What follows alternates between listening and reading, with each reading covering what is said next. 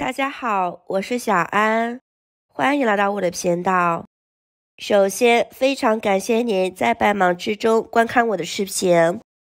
最近因为疫情的原因，是不是很多人都发烧、感冒啦、咳嗽，而且痰比较多，喉咙比较难受的，连续好几天都没有好转的。今天用金桔给大家分享一道非常好的代茶饮，我自己亲测过的，特别的有效果。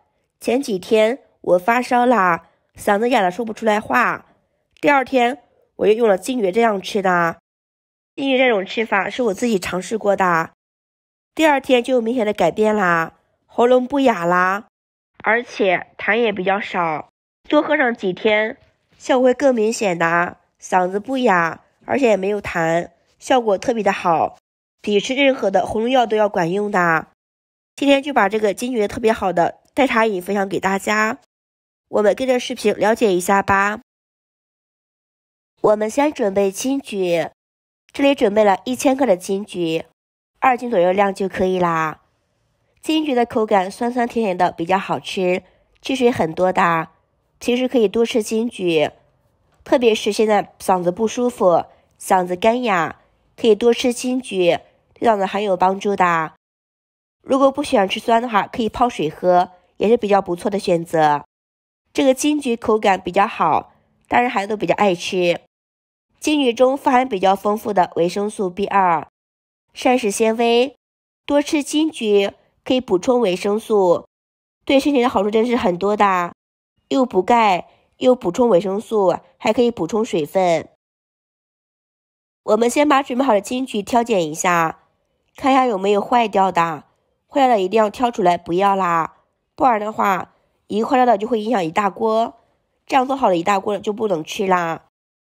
挑拣干净之后，加入清水，我们没过金桔，用手好好的搓一搓，洗一洗，洗的时候加入1勺食盐洗，加入食盐洗的更加的干净，这样使用着比较放心的。冬天的时候我们可以多吃一些金桔的，因为这个季节的金桔口感也好，它的营养更丰富。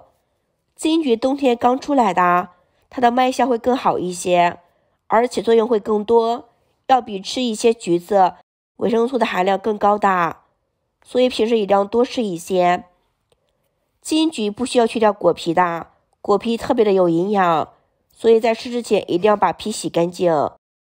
金桔含有比较丰富的果胶、维生素、碳水化合物，果胶能够促进肠胃的蠕动，增加粪便的体积。吃金桔可以预防便秘的。金桔一定要好好的洗一洗，多洗一洗，洗干净的，这样洗的会更加的干净。入口的东西不要掉以轻心，洗干净的食物更放心吃着。我们多换几遍清水，洗干净。我们把金桔控水捞出来，放到案板上面，对半切开，所有的金桔都要切开的。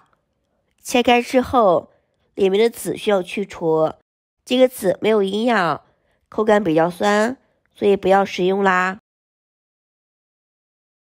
金桔一定要选择成熟的金桔，这样黄的金桔成熟啦，而且口感不是特别的酸，它们的膳食纤维更加的丰富，一定不要选择没有成熟的金桔，那样的金桔营养没有释放出来的，口感也不是很好。如果金桔比较大的话，可以切的小一些，像我这个金桔呢比较小，只需要对半切开，把籽取出来就可以啦。这个金桔我买了2斤，切了老一会儿才切好的，一定不要心急，把金桔全部切开，籽全部去除，一个都不要留。切好的金桔块放入一个大盆中，方便操作。这里的盆呢尽量大一些，这样方便腌制。我们往大盆里面加入冰糖，冰糖200克就可以啦。如果不能吃糖的话，可以少放一些。白冰糖、黄冰糖都是可以的。冰糖一定不能太多啦，它的话太甜了。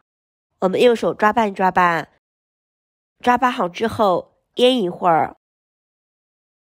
冰糖有点大了，想办法把它踹碎。我们再把金桔、冰糖放入锅里面，全程都需要开小火不停的炒，多炒一会儿。一定不可以大火，大火容易糊掉的，因为水分不多。炒了5、6分钟，我们来看一下，这个时候呢，冰糖已经融化了，而且金桔水已经煮出来啦。大火炒可以更快的把水分炒干，也是一样，不停的炒，不停的炒。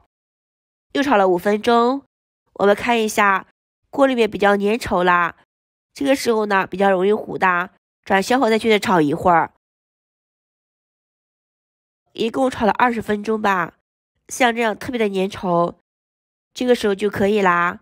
我们试一试，这个糖汁不容易滴落下来，能够挂霜，说明已经好啦。倒入一个容器里面，容器一定要是可以密封的容器，这样有利存放的时间。完全冷却之后，盖上盖子，密封保存起来就可以啦。放到冰箱冷藏，放几个月都不会坏掉的。而我们食用的时候也比较方便，用干净的筷子、勺子挖出来几颗，放入杯子里面泡水喝，或者是像我一样直接吃都是可以的。微微的甜，吃起来很香，有嚼劲。冲水喝效果会更好的，不需要太多啦，挖3、5个，一大勺，加水冲泡就可以，水不需要太热，温水就可以啦。这样做的茶水，大人孩子都比较喜欢喝。这个时候我们可以每天喝上几杯，小朋友们也是可以喝的。这个时候我们每天喝上几杯，大人、孩子、老人都要喝一喝。喝完之后，你就会发现嗓子特别的舒服，没有那么的哑啦。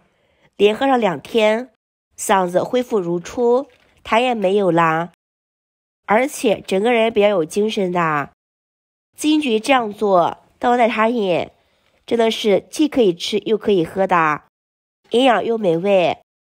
这个特殊的期间，一定要多喝一些茶水。